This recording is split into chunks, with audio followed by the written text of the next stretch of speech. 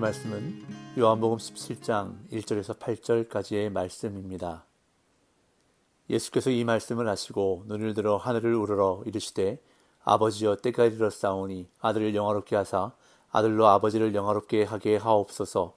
아버지께서 아들에게 주신 모든 사람에게 영생을 주게 하시려고 만민을 다스리는 권세를 아들에게 주셨음이로소이다. 영생은 곧 유일하신 참 하나님과 그가 보내신 자 예수 그리스도를 아는 것이니이다. 아버지께서 내게 하라고 주신 일을 내가 이루어 아버지를 이 세상에서 영화롭게 하였사오니 아버지여 창세전에 내가 아버지와 함께 가졌던 영화로서 지금도 아버지와 함께 나를 영화롭게 하옵소서. 세상 중에서 내게 주신 사람들에게 내가 아버지의 이름을 나타내었나이다. 그들은 아버지의 것이었는데 내게 주셨으며 그들은 아버지의 말씀을 지키었나이다. 지금 그들은 아버지께서 내게 주신 것이 다 아버지로부터 온 것인 줄 알았나이다. 나는 아버지께서 내게 주신 말씀들을 그들에게 주었사오며 그들은 이것을 받고 내가 아버지께로부터 나온 줄을 참으로 아오며 아버지께서 나를 보내신 줄도 믿었사옵나이다. 아멘. 요한복음 17장은 한 장 전체가 예수님의 기도로 이루어져 있는데 이 기도를 가리켜 대제사장의 기도라 부르고 있습니다. 구약시대의 아론의 직계자손인 대제사장이 백성의 속죄를 위한 희생의 피를 가지고 지성소에 들어가 기도한 것처럼 예수님은 완전하고 영원하신 대제사장으로서 하나님과 인간 사이에서 성도와 교회를 위해 기도하셨습니다. 이 기도를 세 부분으로 구분해보면 1절부터 5절까지는 예수님 자신을 위한 기도이고 6절부터 19절까지는 제자들을 위한 기도, 그리고 20절부터 26절까지는 온 교회를 위한 기도로 구분될 수 있습니다. 참고로 이 예외 예수님이 하나님 아버지께 드린 기도 가운데 성경에 기록되어 있는 것은 마태복음 6장에 기록된 주기도문과 마태복음 11장에 기록된 갈릴리를 떠나실 때 드린 찬미의 기도, 그리고 요한복음 11장에 기록된 죽은 나사로를 살리실 때 드린 기도와 마태복음 26장에 기록된 겟세마네 동산에서 드린 기도, 그리고 마태복음 27장과 누가복음 23장에 기록된 십자가 위에서 드린 기도 등이 있는데 이 중에서 요한복음 17장에 기록된 대제사장의 기도가 제일 긴 기도입니다. 오늘 본문은 예수님의 기도 가운데 서두에 해당하는 부분으로 1년에 한 번 대제사장이 온 백성을 위해 기도하듯 예수님은 마지막으로 성부 하나님과 자신의 영광을 위해 기도하신 후에 아버지께서 맡겨주신 제 아들을 위해 자신이 하신 일을 고백하십니다. 1절입니다. 예수께서 이 말씀을 하시고 눈을 들어 하늘을 우러러 이르시되 아버지여 때가 이르렀사오니 아들을 영화롭게 하사 아들로 아버지를 영화롭게 하게 하옵소서. 예수께서 이 말씀을 하시고라는 표현은 어제 본문인 16장까지의 예수님의 고별 설교를 가리키는 표현입니다. 이와 같이 제 아들을 향한 예수님의 마지막 가르침인 일명 다락방 강화, 다락방 설교의 주제는 예수님의 대제사장적 기도로 결론을 맺습니다. 예수님은 이제 눈을 들어 하늘을 우러러 간구하시는데 이어지는 기도는 예수님이 승천하신 후에 대제사장으로서 아버지 우편에 앉아 성도들을 위해 영원히 중보의 기도를 드리시기 전에 땅에서 드리신 중보기도로 영원한 중보기도의 원형이라 할 수 있습니다. 기도의 첫 마디는 때가 왔다는 것인데 예수님이 공생애를 시작하실 때가 있었듯이 십자가 죽음으로 공생애를 마무리하실 때가 있는 것입니다. 그런데 죽을 때가 왔음을 아시는 예수님의 첫 번째 간구는 놀랍게도 아들을 영화롭게 해달라는 것이었습니다.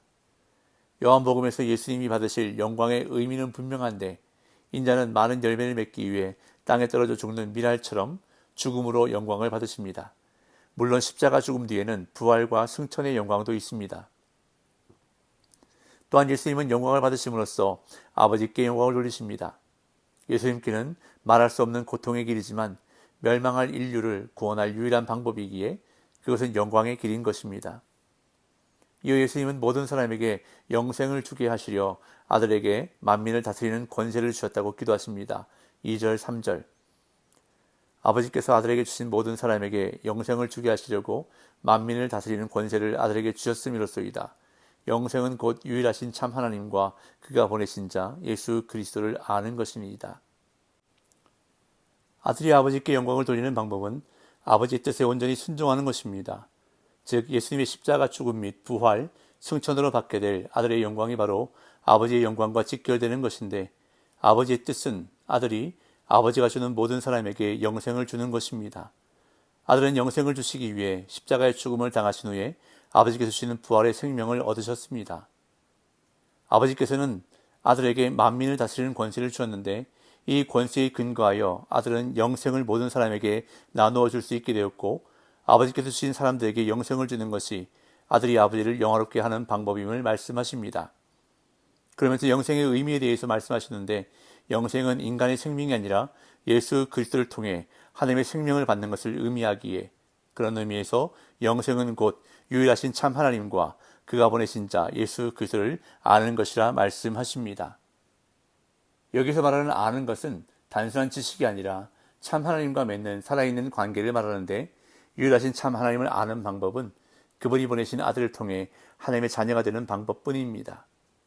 예수님은 아버지께 받은 임무를 완수함으로써 이 세상에서 아버지를 영화롭게 하셨다고 고백합니다. 4절 5절 아버지께서 내게 하라고 주신 일을 내가 이루어 아버지를 이 세상에서 영화롭게 하였사오니 아버지여 창세전에 내가 아버지와 함께 가졌던 영화로서 지금도 아버지와 함께 나를 영화롭게 하옵소서. 예수님은 아버지께서 명하신 일을 다 이루어 이미 아버지를 이 세상에서 영화롭게 하셨다고 고백하시는데 아직 인간의 구속을 위해 하실 일이 남아있지만 십자가의 순환과 죽음을 이미 받아들이기로 작정하셨기 때문에 그 모든 일을 이미 이루신 것으로 여기신 것입니다. 그런 다음 하나님을 영광스럽게 해드렸다는 기도는 5절에서 자신을 영광스럽게 해달라는 간구로 이어지는데 여기서의 영광은 이어지는 영광에 대한 묘사에서 알 수 있듯이 창세전에 아버지와 함께 가졌던 영광이며 이는 예수님이 아버지께 돌아가서 다시 하나님과 함께 거하심으로 얻는 영광입니다. 그렇게 1절부터 5절까지 해서 예수님이 자신을 위해 드린 기도는 자신을 영광스럽게 해달라는 내용인데 그것은 두 가지 영광으로 제시됩니다. 하나는 십자가를 짐으로써 많은 사람에게 영생을 주는 영광이고 그것에 이어서 또 다른 영광이 제시되는데 그것은 아버지께 돌아가심으로 이루어지는 영광, 즉 하나님과 함께 거하심으로 얻게 되는 영광을 의미합니다. 이제 예수님은 자신을 위해 드린 기도에 이어 하나님이 주신 자들을 위해 기도하시는데 먼저 하나님이 주신 자들을 위해 사역한 결과를 하나님께 보고하십니다. 6절 세상 중에서 내게 주신 사람들에게 내가 아버지의 이름을 나타내었나이다. 그들은 아버지의 것이었는데 내게 주셨으며 그들은 아버지의 말씀을 지키었나이다. 아버지께서 아들을 보내신 가장 중요한 목적은 아들이 그에게 맡겨진 사람들에게 아버지의 이름을 나타내는 것입니다. 예수님이 이 땅에 육신으로 오신 목적은 그들에게 하나님의 인격과 성품을 보여주시기 위해서입니다. 왜냐하면 아무도 하나님을 본 사람이 없기 때문에 예수님이 사람들이 볼 수 있는 육신으로 오셔서 아버지의 성품과 인격을 보여주신 것입니다. 즉 보이지 않는 하나님을 보이는 모습으로 완전하게 계시하신 것입니다. 여기서 내게 주셨으며 라는 표현은 구원을 위해 선택하시고 맡기셨다는 의미입니다.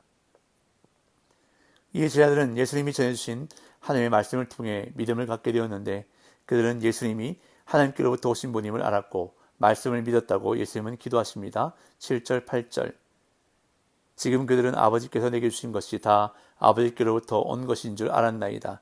나는 아버지께서 내게 주신 말씀들을 그들에게 주었사오며 그들은 이것을 받고 내가 아버지께로부터 나온 줄을 참으로 아오며 아버지께서 나를 보내신 줄도 믿었사옵나이다. 예수님의 사역은 한마디로 하나님의 이름을 나타내는 일이었는데 이는 아버지께서 주신 말씀을 전하는 일과 깊은 관련이 있습니다. 이 사역의 결과 사람들은 예수님의 말씀을 받아 그 말씀을 지켰는데 그들은 예수님이 하시는 말씀이 하나님 아버지로부터 온 것인 줄, 즉 예수님이 하나님에게서 온 분인 줄 알았다는 것입니다. 다시 말해서 하나님께서 예수님을 보내셨다는 진리를 믿었다는 것입니다. 따라서 예수님이 행하신 사역의 핵심은 아버지께서 주신 자들로 하여금 예수님이 하나님이 보낸 분인 줄 믿고 알게 하는 것이었음을 확인할 수 있는데 이는 고별 설교의 결론이기도 합니다. 사람들이 생각하는 영광과 예수님이 말씀하시는 영광은 다릅니다. 사람들은 십자가를 수치로 여기고 부활은 영광이라 생각합니다. 그러나 예수님은 부활뿐 아니라 자신이 십자가에서 죽는 것도 영광이라고 하십니다. 이처럼 예수님이 말씀하시는 영광은 무엇보다도 하나님의 뜻대로 행하는 것입니다. 자기를 희생해 십자가를 지는 것이 하나님의 뜻이기에 그 길을 감으로 하나님께 영광 돌리게 해달라고 기도하시는 예수님을 본받는 것, 그것이 바로 제자의 삶입니다. 오늘 이 하루도 예수님을 본받고 따라감으로 내 영광을 위해 사는 삶이 아닌 오직 하나님의 영광을 위하여 사는 삶 되시기를 예수님의 이름으로 축복합니다.